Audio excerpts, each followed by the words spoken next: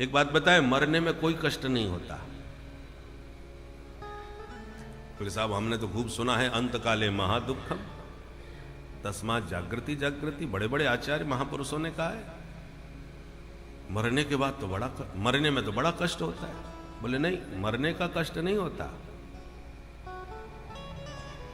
देखो, मृत्यु में जो स्थिति होती है वही सोते समय स्थिति होती है। आप सोते हो सुसुप्ति अवस्था में, गहरी नींद में, तो ना आपको अपना होश रहता है, ना दुनिया का होश रहता है, ना घर परिवार, ना व्यापार, किसी का भी स्मरण नहीं रहता। सब विस्मरण, सब भूल जाते हैं, अपने आप में आप खो जाते हैं। वही सुसुप्ति अवस्था है। तो जब आप सारी दुनिया को भूल गए तो क्या आपको कष्ट हुआ? गहरी नींद में सो गए, सोया व्यक्ति मरा व्यक्ति एक साथ। तो जब सोने में, संसार छोड़ने में, भुलाने में आपको कोई कष्ट नहीं हुआ तो मरने में क्यों होगा? दोनों की स्थिति तो एक सी है, पर थोड़ा अंतर है। क्या अंतर है? कि जब गहरी नींद में आप सब दुनिया भुला के सो जाते हो तो जागते ही आपको वही शरीर, संसार, परिवार, व्यापार सब वापस मिल जाता है। और ये ज्ञान आपको होता है कि हम थोड़ी देर के लिए सोएंगे, जागने के बाद फिर इसी शरीर संसार में स्थित हो जाएंगे। थोड़ी देर के लिए सोते सोते समय तक छूटा, बाद में मिल गया। परंतु जब मौत की नींद सोते हैं, इसका नाम है चिर निद्रा। इस मौत की नींद में सोने के बाद आपको यह अच्छी तरह मालूम है कि इस नींद में सोने के बाद जब जगेंगे तो ना शरीर हमारे पास होगा, ना संसार हमारा होगा, ना व्यापार हमारा होगा, ना परिवार हमारा होगा। इस नींद में आंख मुझते ही सब एक झटके में हमसे छूट जाएगा। तो मरते समय इसी का कष्ट हो जाएगा कि सब छूट जाएगा। ये मरने का कष्ट नहीं है, छूटने का कष्ट है। कि जिस घर परिवार को मैंने इतना पाल पोस के अपना बड़ा बनाया, बाल बच्चे मैंने पैदा किए, पढ़ाई लिखाई इतना सब बनाए, इतना मैंने भवन आदि बनाए, और इतना मेरा प्रभाव बना, इतना धन मैंने कमा करके बैंकों में डाला और ये सब खरीदा, तो इतनी मेहनत के साथ जो मैंने ये दुनिया जुटाई बनाई है, आंख बंद करते ही सब छूट जाएगी, कुछ भी मेरे पास नहीं रह जाएगा। आपने 50 फैक्ट्रियां लगा ली हों, आपकी मेहनत से लगी हों, पर मरने के बाद दूसरे शरीर में आप चले गए। अब कईयों को पूर्व जन्म की याद बनी रहती है। अब दूसरे जन्म में आपको याद बनी रही कि हम फलाने उद्योगपति थी, हमारे 50 फैक्ट्रियां थी फलानी फलानी जगह, चलो देखें क्या चल रहा है। अब आप भी वही हैं, आपका व्यापार, परिवार, वह भी सब वही है, परंतु दूसरे शरीर में मृत्यु के बाद यदि आप आकर के मालिकाना हक जमाना चाहे कि ये मैंने बनाई हैं, ये फैक्ट्रियां मेरी हैं, कोई देगा आपको? घुसने नहीं देगा आपको, भले ही आपकी हैं, पर आपने उसको पाने की कोशिश करी, उस पर अधिकार जमाने की कोशिश करी, तो आपको फैक्ट्री में घुसने नहीं दिया जाएगा। केवल शरीर बदल गया, इसलिए जो छूटा वो छूटे ही गया। अब आप उस पर मालिकाना हक नहीं दिखा सकते। अब गए किसी दूसरे घर परिवार में गए। तो ये मरने का कष्ट नहीं है, जो कमाया जुटाया, जिसमें ममता जोड़ रखी है, बस वही ममता व्यक्ति को रुलाती है। अहम ममेति सदग्राह करोति कुमतिर मतिम, मैं और मोर तोर तय माया। मैं, ये शरीर मेरा, ये मेरा परिवार,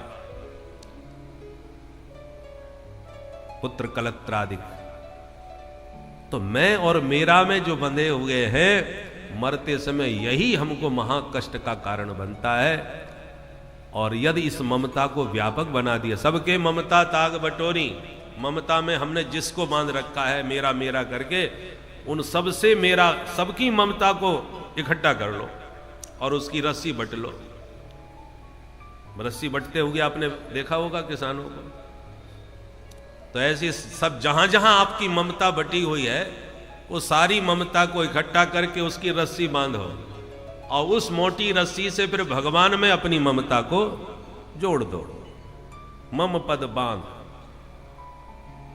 जगह जगह की बिखरी हुई ममता को समेट के भगवान से जोड़ दो और फिर ईमानदारी से मन से कहो, गोविंद मेरो है, गोपाल मेरो है, गोविंद मेरो है, गोपाल मेरो है, गोविंद मेरो है, गोपाल मेरो है, गोविंद मेरो है, गोपाल मेरो है।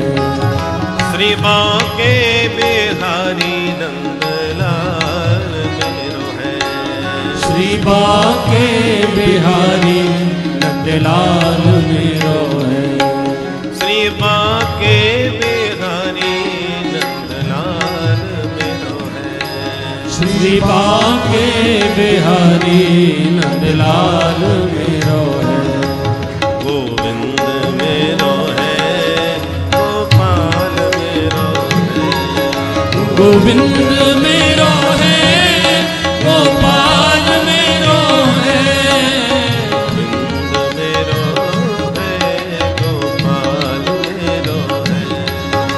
गोविंद मेरो है, गोपाल मेरो है। तो ये ममता यदि भगवान के साथ जुड़ जाए, देखो कष्ट का कारण क्या है? जो तुम्हारा, जिसको आपने अपना मान रखा है, उसके छोड़ने का ही तो कष्ट मरते समय सताता है।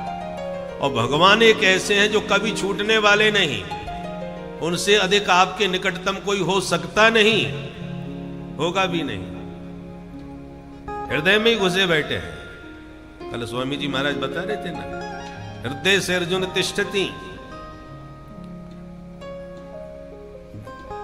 उनके और आपके बीच में कोई दूरी है ही नहीं, पर जो जितना अधिकतम निकट होता है उसको हम देख नहीं पाते। आंखों के यदि सबसे अधिक निकट है तो काजल है, जो आंखों में ही लगा है आपने। पर क्या आप अपने आंख के काजल को अपनी आंखों से देख पाओगे? उसके बराबर निकट तो कोई नहीं है।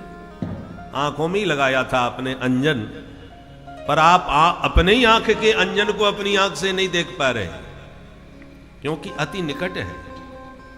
और कोई वस्तु अति दूर हो तो भी आप उसे नहीं देख पाओगे। आंखों में इतनी क्षमता नहीं इतनी दूर की चीज देख सके। संपाति ने कहा कि मैं देख रहा हूं कि जानकी जी कहां बैठी हैं, तुम नहीं देख पाओगे, तुम बंदर हो, हम गीध हैं। गीध ही दृष्टि अपार, हम लोगों की बहुत दूर की दृष्टि होती है, इसलिए हम देख सकते हैं। हर दृष्टि की एक क्षमता है देखने की। तो अति निकट की वस्तु नहीं देख सकते, अति दूर की नहीं देख सकते, और परमात्मा कुछ ऐसे ही है। तद दूरे तदवंतिके, बहुत दूर भी है बहुत पास भी है।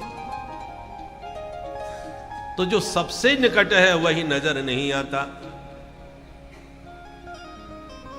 वे ही हमारे आत्मी हैं, वे ही हमारी आत्मा है।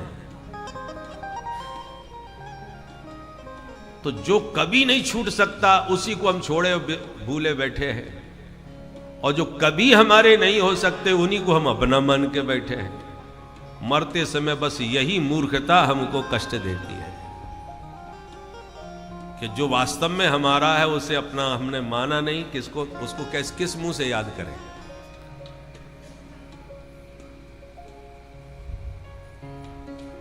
और जिनको हम जीवन भर याद करते रहे, अपना मानते रहे, उनमें से कोई तुम्हारा साथ देने वाला है नहीं, कोई कुछ कर सकता भी नहीं।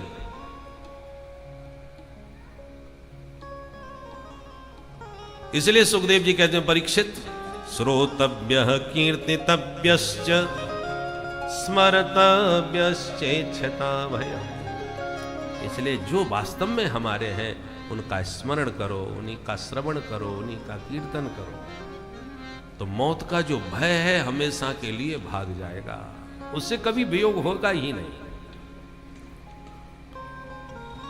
देखो, जिस वस्तु में जितनी अधिक ममता होती है उसको त्यागने में उतना ही कष्ट होता है।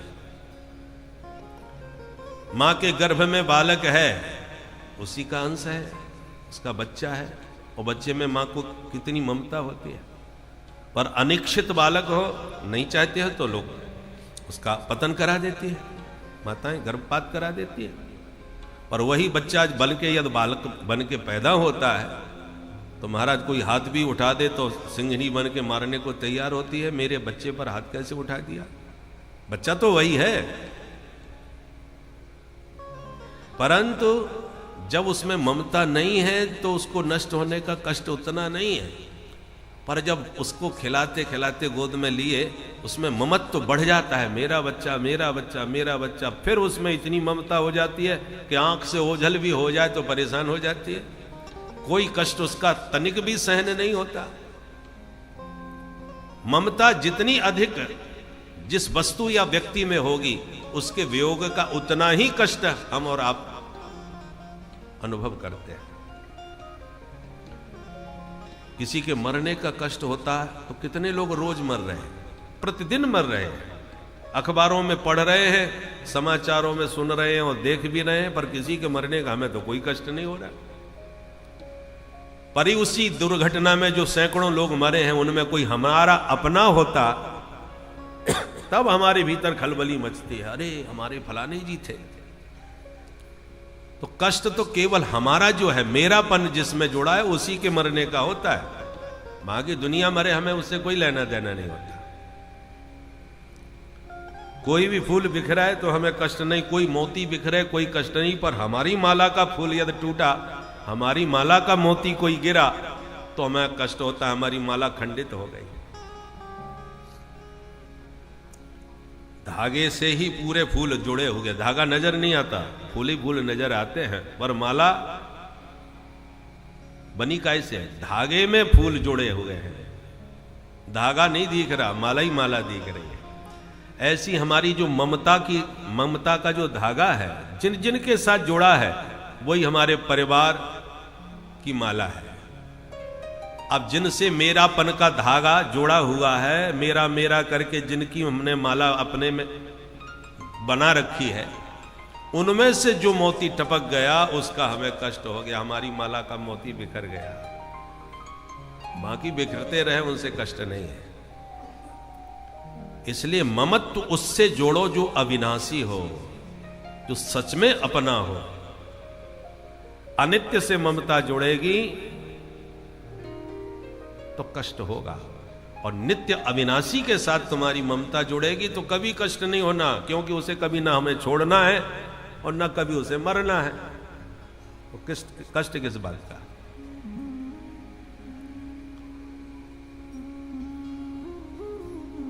खट्वांग नाम के राजा हुए थे परीक्षित।